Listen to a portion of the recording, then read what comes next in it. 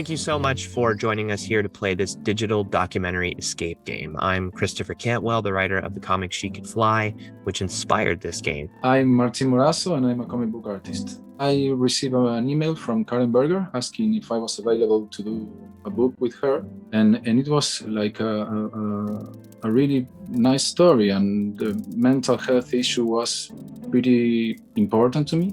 The idea became She Could Fly, which was the story of a woman who flew through the air, but told through the lens of a 15-year-old girl who was suffering from my exact form of OCD. Hi, everyone. I am Karen Berger. I am the editor of She Could Fly. Luna is, I think, an archetype for what it's like being a teenager. That feelings of doubt and insecurity, low self-esteem, worrying about what other people think about ourselves and worrying if we're going to make the right decision, and really just trying to figure out who the hell we are. The fact that Chris has suffered from OCD since he was a young child makes the story so much more authentic. This is a very personal story for me.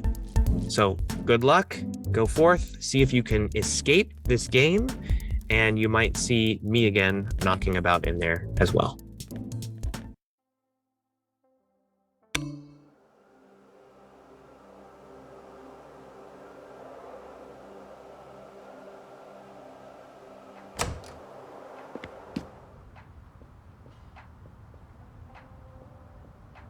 Hey guys, how you doing? Tiger Orchid here. Good to see so many of you online, especially as I'm running a bit late today. Sorry.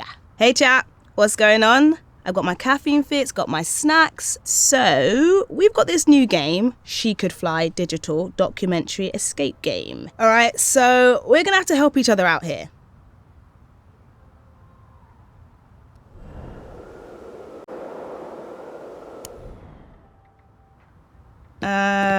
Right, just getting used to this point and click and turning around, right? Okay, let's take a look. I love walking games, escape games, but I'm hoping there's no jump scares. Although I love horror games, I'm not that into jump. Right, so let's go through here. All right, so it's not a creepy Victoriana horror house. I think we should try the door by the pink elephant. It's a piece of the She Could Fly comic book. But why would someone rip up a comic book?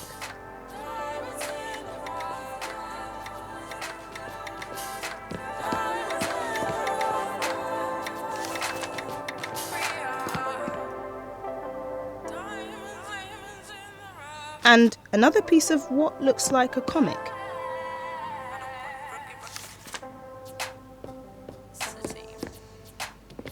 Okay, a pink elephant, cute.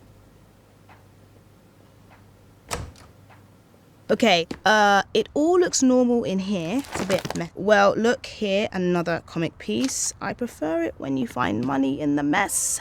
Tidy your bedroom, Hannah! I mean, to be ah!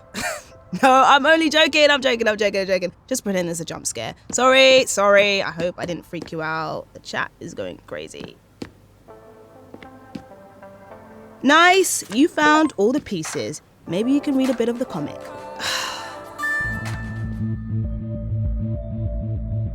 OCD is really interesting because it can present in so many different ways. I think the unifying theme is it's really about a fear of causing or failing to prevent harm to yourself or to other people. And the ways in which that can show itself are really varied. So worrying about checking things or contamination or causing harm. But the key thing is it causes people a lot of distress and takes up a significant amount of their time. It's pretty common, so about 1 to 2% of the population is estimated to have OCD. The O part of OCD, the obsessions, are intrusive thoughts, images, urges, feelings, something that causes you extreme distress and anxiety. So they might be around the fear of harming people, the fear of being contaminated or becoming ill, the fear of acting sexually violent on somebody. They can literally be about anything, but usually they are against your morals or your identity or something that doesn't sit right with you, something that you fear doing. And the C part of OCD, compulsions, are the things that you do in response to the intrusive thoughts to try and alleviate that anxiety. So that can be anything from physical rituals such as tapping things, counting out loud, or mental rituals like avoiding certain situations, asking for reassurance, or ruminating.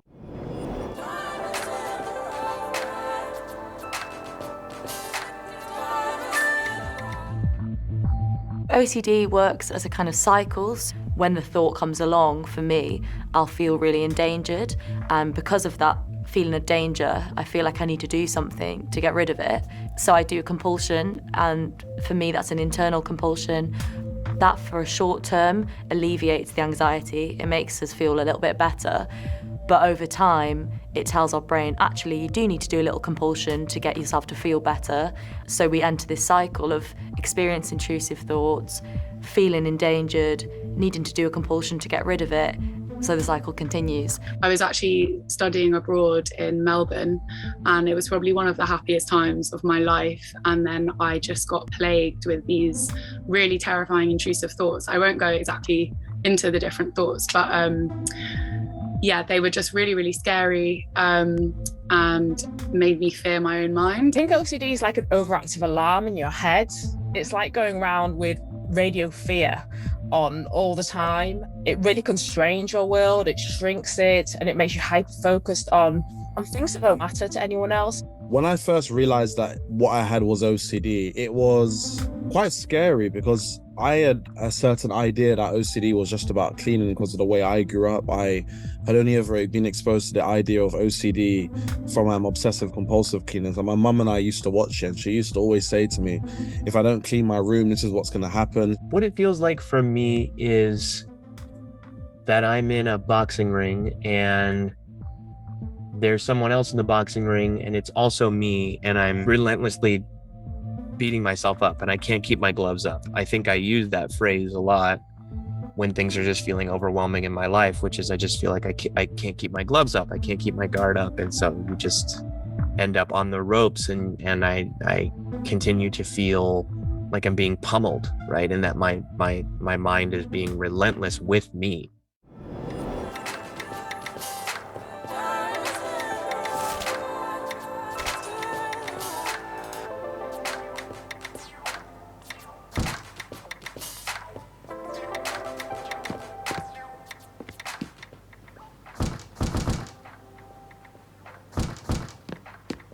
Hey, what's going on? Don't sit down. No.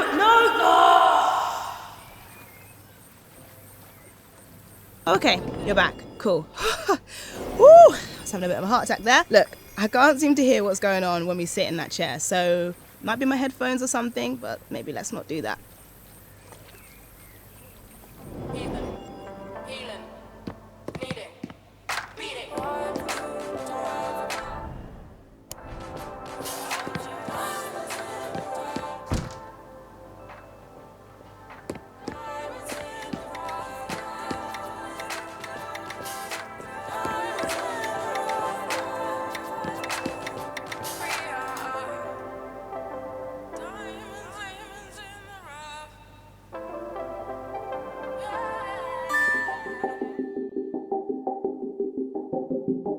Obsessions can take a host of different forms, which is why sometimes it's hard for people to realize they have OCD. It could be someone worried about causing an accident, like forgetting to turn off the stove. It might be someone with urges to arrange objects in a room until they feel just right.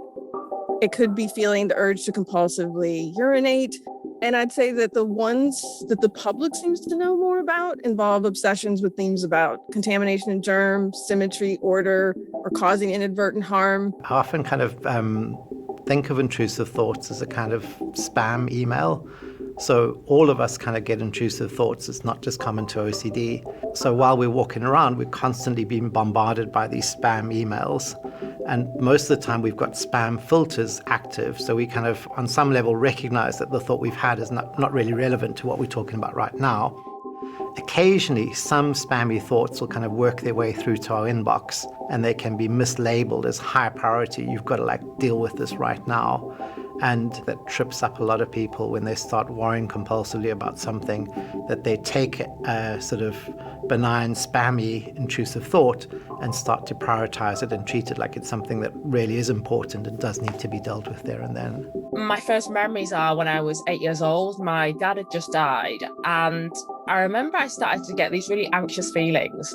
And by touching things, touching door frames a set number of times, saying phrases a set number of times before I went to sleep at night, kind of took away that fear. And that's why it's very important that people get the help at the right time, because OCD is like a bully. It is waiting for you when you wake up. It's constantly there, nagging you, telling you to do things. And the bully tends to grow and make more and more demands as the OCD tends to grow and gets more complicated.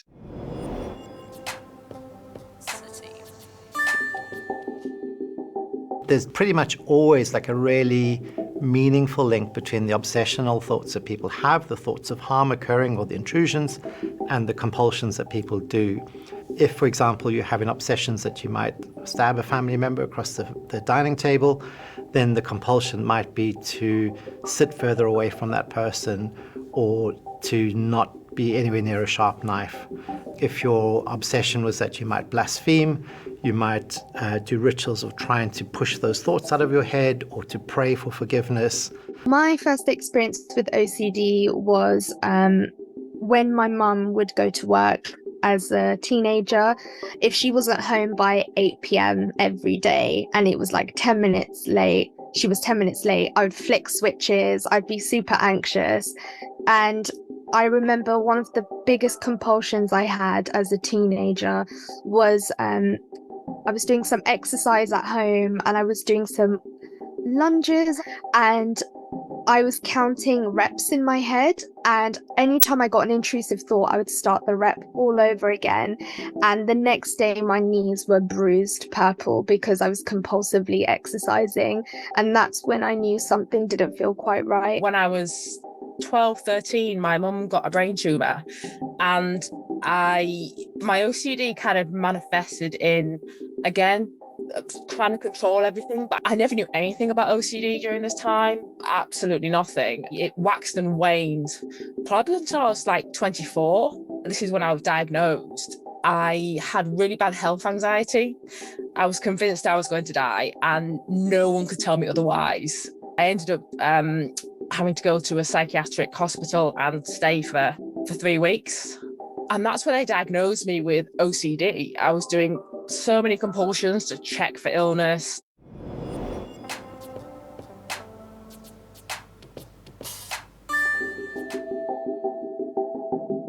Compulsions can also involve other people. An example of that might be is reassurance seeking or excessive reassurance seeking, where people might ask their loved ones repeatedly whether their hands are clean, whether they did something inappropriate, etc. So that can become very compulsive and very time-consuming and interfering as well.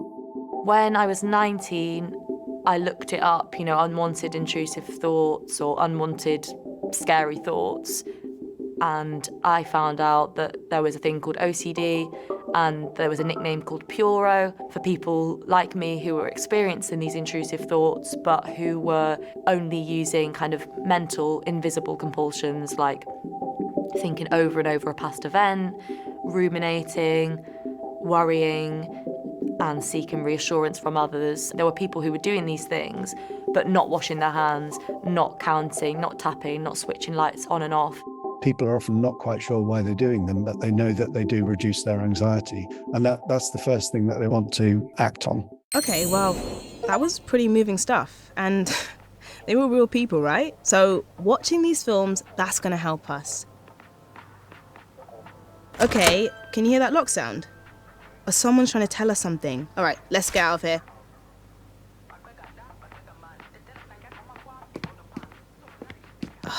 Sweet freedom. And well, we're back. They want us to find the comic pieces again. Oh, okay, back where we started and back in the lounge. Okay, so we know what we got to do, right? Collect pieces of comic and put them on that plinth thingy. What does it say in this notebook? I guess it's Hannah's? I'm a failure, I'm never enough, and okay, here we are, it's a letter. What does it say? Poor Hannah. Yeah, I feel sorry for I have a heart. Okay, so It looks like these pieces are from a new set of pages.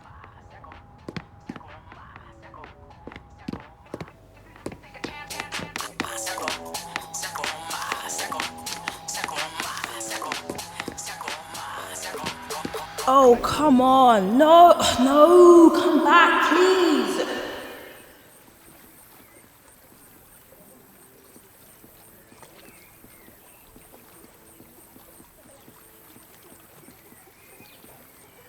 Look, I love a beanbag, but now's not the time for sitting down. Oh, she loves her knitted birds. Look, a funny looking chicken.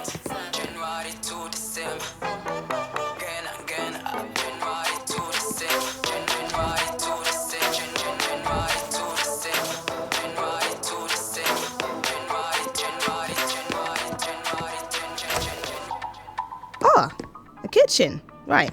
The kitchen is one of my favorite places. It's where the best... How does Darth Vader like his toast? On the dark side. Sorry. Okay, the door has got a load of writing all over it. Okay, what are you supposed to do though? Okay, what does it say? Okay, the hunger is kind of real now because we're getting good at this. Well done, Team Tiger. Okay, I'm never doing that again. Let's watch these films.